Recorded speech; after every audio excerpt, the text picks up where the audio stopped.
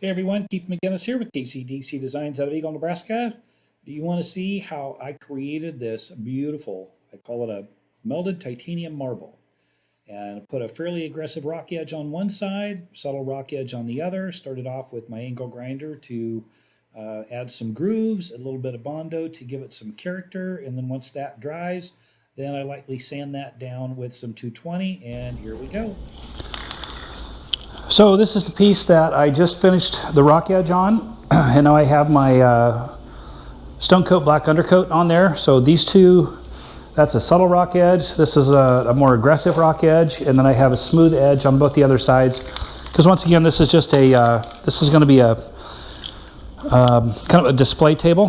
So I'm still not quite sure exactly what design I'm going to go with, but I know I want to get my edges fogged. So I'm going to use a bit of, I'm going to use some silver metallic, champagne bronze, and dark metallic bronze.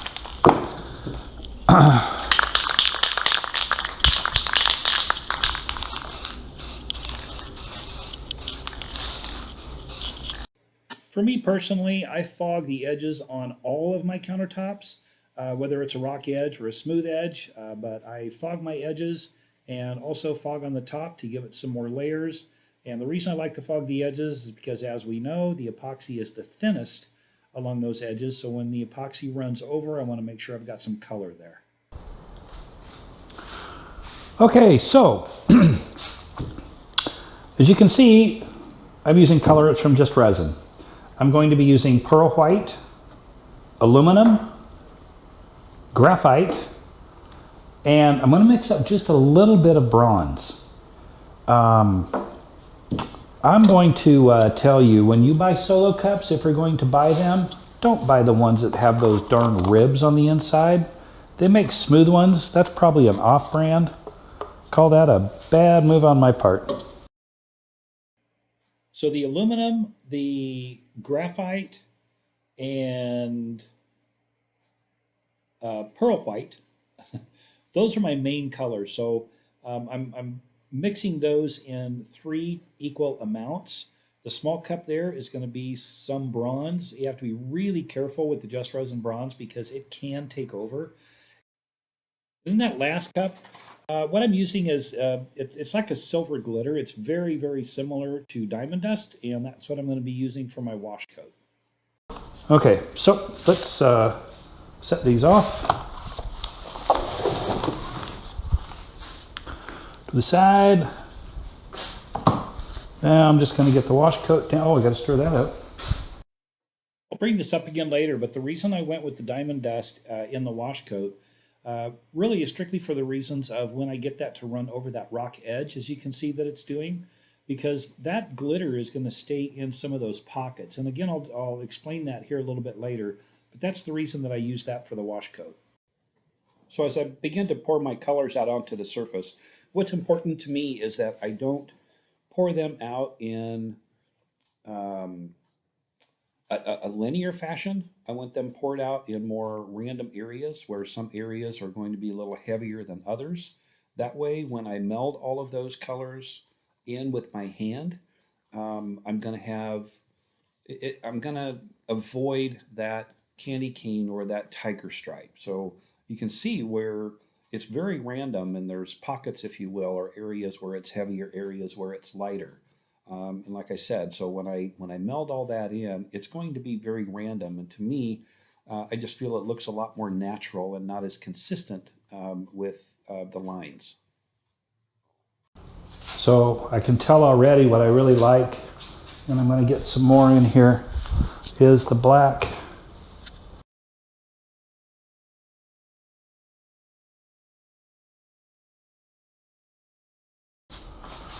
All right.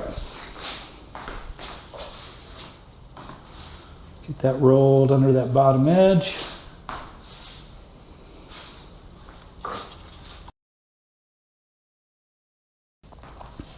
So I'm going to look at my rock edge here, and I really don't see any, you know what? I do. I see some sparkle. Whoa, that is cool. There is some sparkle in some of those areas where, now, Rhonda has said this before too, that when she lays down her color coat over a rock edge, she's really not that concerned that epoxy hits all of those pockets, because she may either faux paint that edge, or she also knows that she's going to be putting a flood coat on there, and that clear coat is then going to coat all of that. So in some of those areas where the color did not get into those pockets is where you can see the shimmer from what normally would be like a diamond dust. Oh man, that's just cool. So I'm going to meld this again to wake up those micas.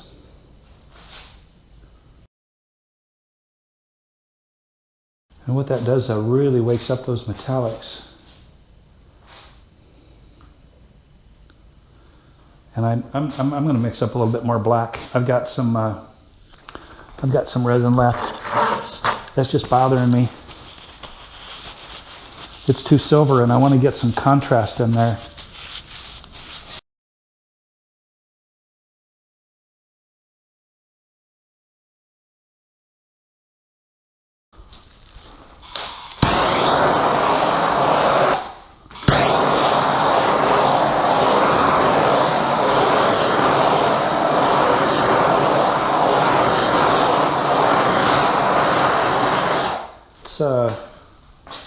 See what happens if we spritz a little alcohol on there in just some areas. Let's get some bigger drops.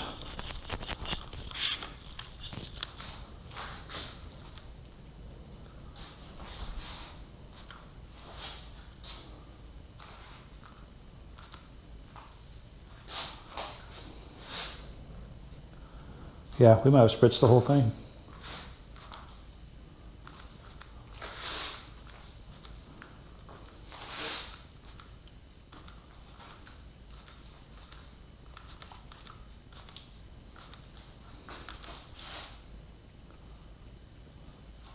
Okay, I'm going to let that dissipate. I am about 40 minutes in right now, so I'm going to let the alcohol dissipate a little bit. I really like what that just changed that completely. And but I'm going to let the alcohol dissipate, and then I'm going to come back and I'm going to run some veins in there. What you can do if you're debating on a vein is, without putting any spray paint on your stick. Oh, goober on the end of there. You can, and I'm going to, if I just run one through here, like that. So what I did right there is I added a vein without adding any spray paint to it. For one, I might do that just to see if I like the direction of where the vein is before I add any spray paint to my stick. But for another, even if I am going to run veins with spray paint, I may run some veins without any spray paint on my stick at all, because it disrupts the metallics and creates kind of a ghost vein. It really gives it a cool look, and it just adds more visual interest that you don't see it standing back. But on a kitchen countertop, when you're standing over the top of it, that's when it really adds a lot of visual interest and adds another cool effect. So you have to decide where you want to put your veins, what colors that you want to add, how it's going to complement or how it's going to contrast the other colors in your project. Um, Once I get the veins where I want them, then as you can see here, I'm using my heat gun just to manipulate those veins a little bit. And all I'm wanting to do is just open those veins and close those veins in some areas, just to give it less of a man-made look, and more of a natural look. So I'll get the veins put in where I want them. Now what I've done is my accent color, that's Seaside is what color that is, RustOleum Seaside. And that teal color, that seaside color, goes really, really well with the bronze and the gray and the black and the metallics. It just adds a lot. My accent veins that I put in there are very thin, and it's only in some areas, but again, it's an accent and really looks cool. So now here's an overview, kind of give you a look of the overall project, and you'll be able to see those veins, and also how I always like to run some of those accent veins down my rock edge. So stay tuned, and you'll see an overview of how the whole project turned out.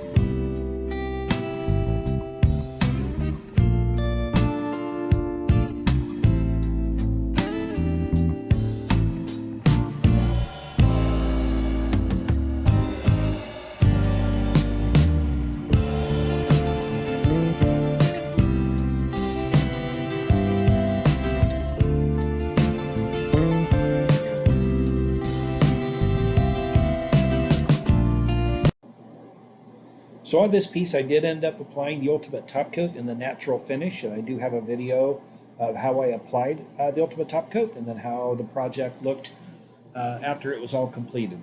Thanks so much for watching. Please remember to click the subscribe button for upcoming videos, and I will explain also how I get those horizontal lines in my designs. Thanks again. This is Keith McGinnis, KCDC Designs out of Eagle, Nebraska. Thanks again for watching. Take care, everybody.